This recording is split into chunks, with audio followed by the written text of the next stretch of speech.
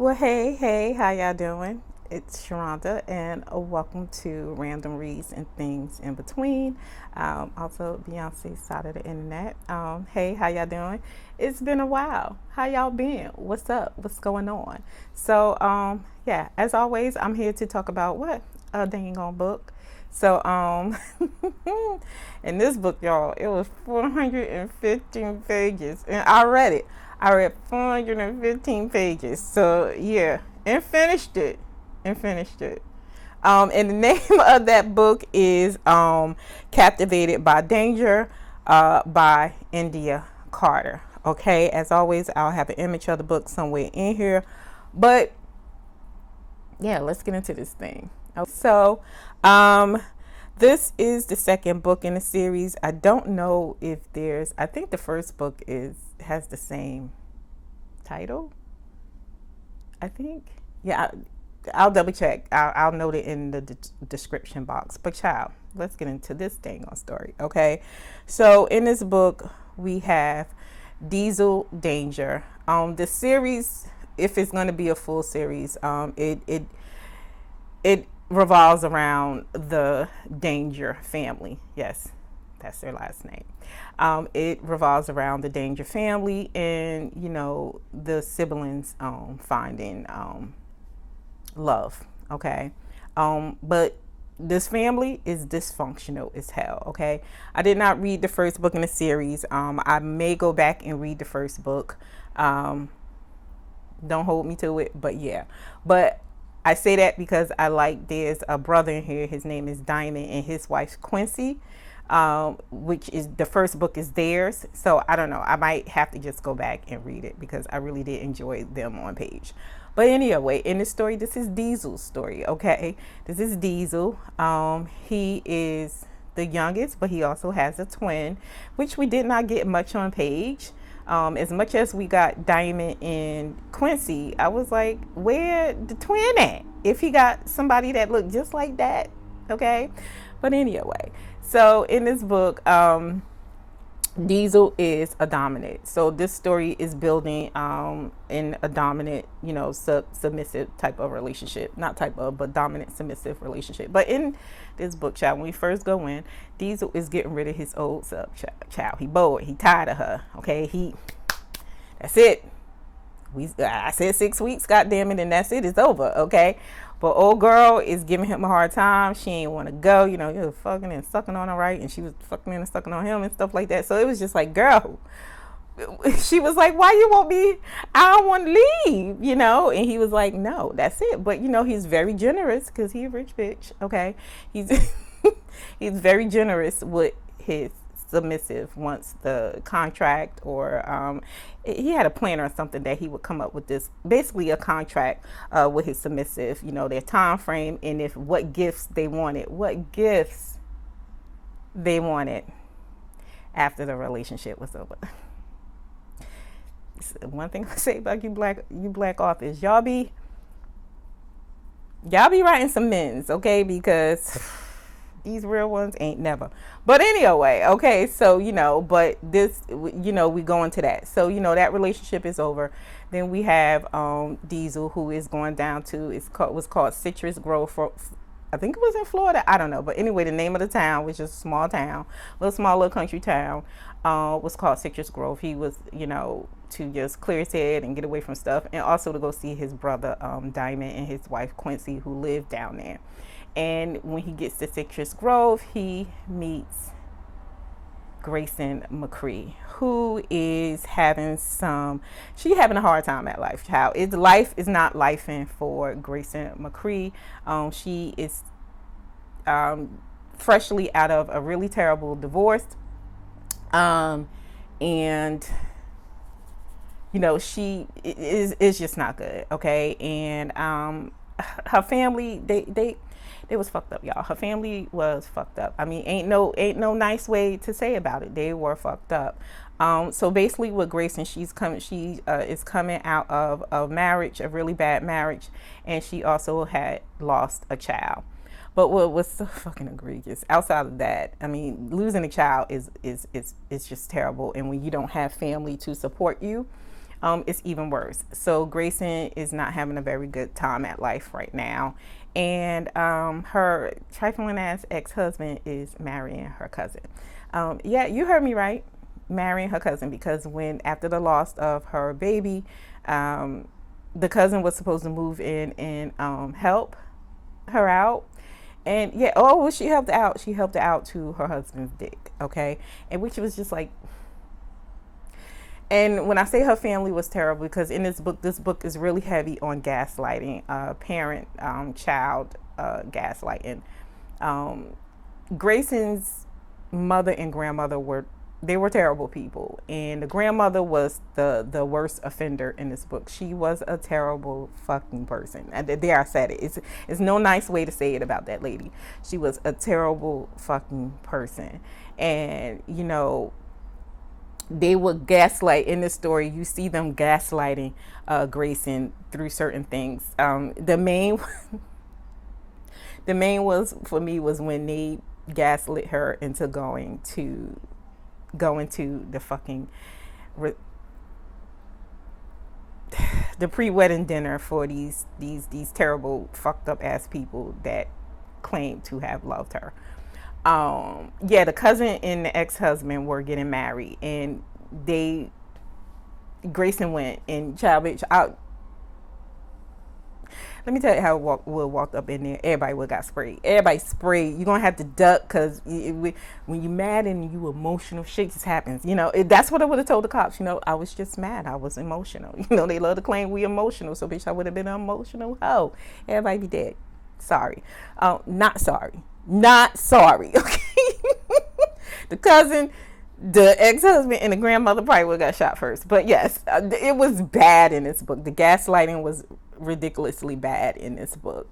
But we see where Diesel takes a liking to Grayson when he runs into her one night when her trifling ass ex-husband was trying to fuck with her. And, you know, Diesel and his brother was like, nah, player, keep it moving. But so, you know, and he's instantly, you know, drawn to her. Diesel is very much one of those dominants that is attracted to what he feels are broken women. And with him, he saw that with Grayson, especially he got the opportunity to talk to her, you know, on that first night. And Grayson was, child, she was just so out of her head that, you know, she was just talking. But you know, but in this book we see the tables turn, where Grayson isn't the meek, you know, lacking a confidence person that we see how she is with her family. And for Grayson, I'm going to tell y'all right now, I'm going to be a fence sitter with her. I hate fence sitters. I really, really do.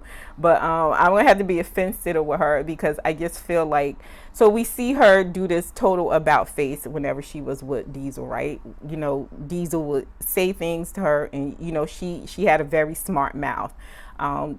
Grayson in this book, when you go inside these BDSM stories, she is what you would call a brat, and she was a very bad brat. She was very mouthy. She was, you know, she would do shit and say shit to Diesel to piss him off, you know, for him to punish her, right?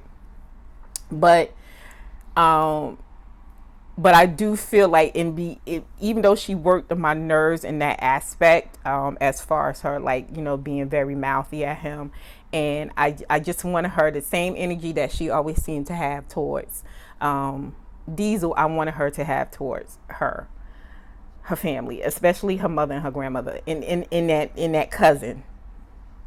You know, because honestly, fuck the ex-husband, because yeah, fuck him.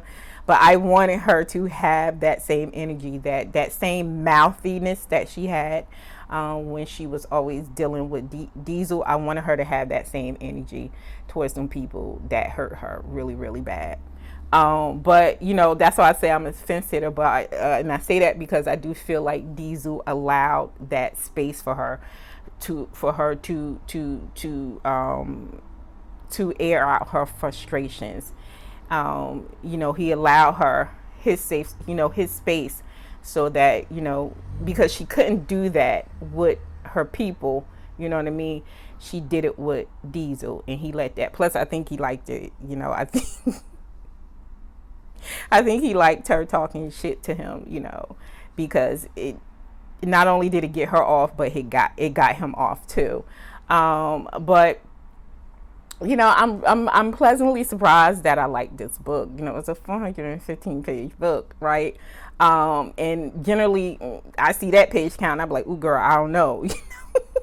But the chapters were short, and I liked the building, not the building. I liked Grayson and Diesel on page. I really did enjoy Diesel's character.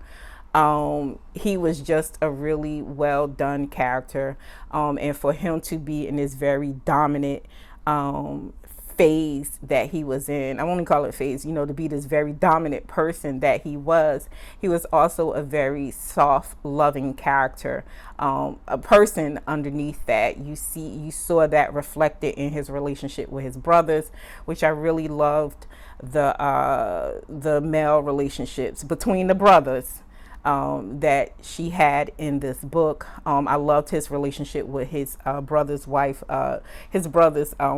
Quincy. Like, it was just really done. Like, the family dynamics, as far as the brothers, the Danger brothers, was really, really, really well done on page. Even though we didn't get to see much of his twin on page, when he was there, which was really more towards, going towards like the end of the book and stuff. It was really done, but it was really well done. And I think that Grayson and Diesel worked for each other. Like, he really worked for her, because she needed somebody that was going to be there to allow her that space to air out her frustrations. And he was good for her. And in turn, she was good for him, because, again, even though he was this dominant person, like I said, he was this very soft, sweet character underneath. And Diesel was dealing with his own issues as well. We do get a portion in the story where, he believes he's sterile, and he wants kids. He's seeing his brothers, have kids and have families and stuff like that, and he wants that too. Even though sometimes he's saying that, Matt, you get these books and these men are saying marriage ain't for me, but he wanted that. He wanted to be a father, and it was good to see that, like I said, for him to be good for her, she was good for him as well. But her mouth, child, she was bratty as hell in this book. She would definitely do stuff to get the punishment, because she started, the more she was with Diesel, the more she realized what her kinks were, and she was pretty much doing things to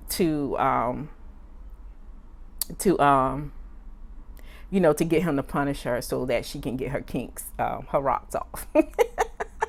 Okay, but as much as I did enjoy this story, here's a few issues for me with Captivated by Danger. Okay, so this story definitely stalled a lot in places in this book. So and I do feel like, one, because we were getting some overarching stories, okay, especially with Diesel's parents. Now, while I did enjoy Quincy and Diamond, being on page, especially in relationship, Quincy's and Grayson's relationship, with them being friends, especially them being from the same small town, and then, of course, Diamond and Diesel being brothers, and like I said, I did enjoy them on page, but it at times I feel like it took away from Diesel and Grayson, because shit, that's what we're here for, right? Also, the story stalled. Okay, once they got to New York, he lives in New York. Okay, so his thing was to bring her to New York so he can train her, and the whole dom submissive thing. So once they got to New York, the story for me definitely stalled. We did not see a building of a dom submissive relationship with them, because then that goes back to what I said before, with her doing things to piss him off so that he can punish her. So we didn't see a building them go into a dominant submissive relationship and then a romantic relationship. We did not get that. So once they got to New York, everything just kind of like stalled. You know what I mean? And that kind of like took me out of the story for a while. Okay. Um, Also, I took points off with this story because the trauma that is written on page in the story is very, very heavy. Grayson losing her baby, that is written on page. Okay, gaslighting is heavy on page. All right, the situation with her mother and her grandmother was fucking terrible. And I know you asking, well, where was the daddy? The daddy was there, but the daddy barely did anything. And that pissed me off because it was like, sir, that's your daughter too. Like, somebody has to stand up for Grayson. And she couldn't stand, if she couldn't stand up for herself against her own mama and grandmother, what were you there for, sir? Do something. But anyway, he just made me so mad. I was just like, oh my God, he got on my nerves. My mic, sorry, I felt like it was falling down my shirt. But anyway, so, and because we weren't, there was no indication of the trigger warnings that was in the story, I took off points for it because for the stuff that was going on inside of the story, there's mention of suicide on page.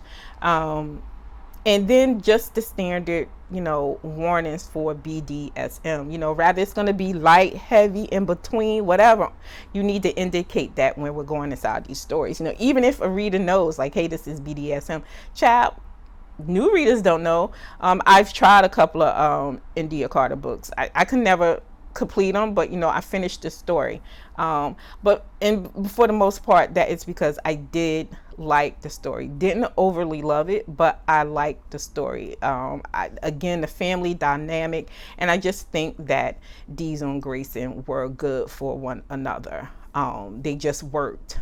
What else? So yeah, I think that's pretty much it. Check it out. Again, it's a book, but the chapters aren't, you can breeze through the chapters. Again, there's going to be a section where they are going into this dom submissive relationship. So at that point, when they leave off for New York, the story like stalls and doesn't really pick up until the situation happens, and we get all this other stuff.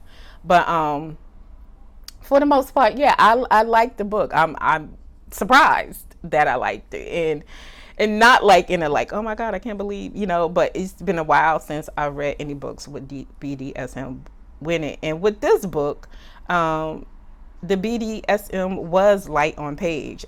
It was well done. In compared to some other stories that I've read, it was well done, and it was, it was nicely structured. And I think it wasn't written in a way that, because I do feel like with a lot of BDSM stories, sorry, it's hot, so I have to keep the window open, y'all.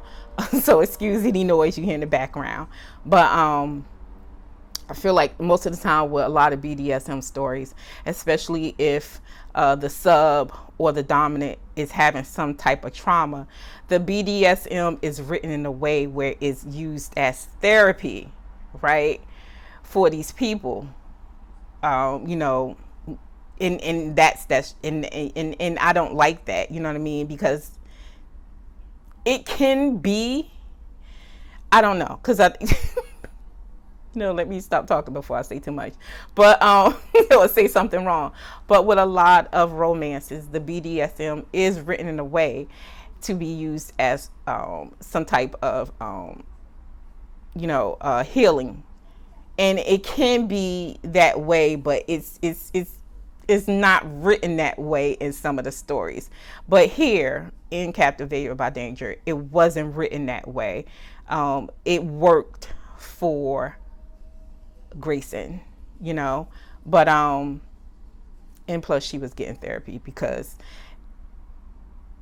Diesel, what I liked about Diesel's character is that he reminded me of like the old school BDSM books that I used to read. They were very dominant men, but they would do things to make sure that they submissives were okay. Before, she was new to that, you know what I'm saying? So he just didn't drag her ass in there and was like, get on your knees and I'm smack your ass, do all this to this stuff to you.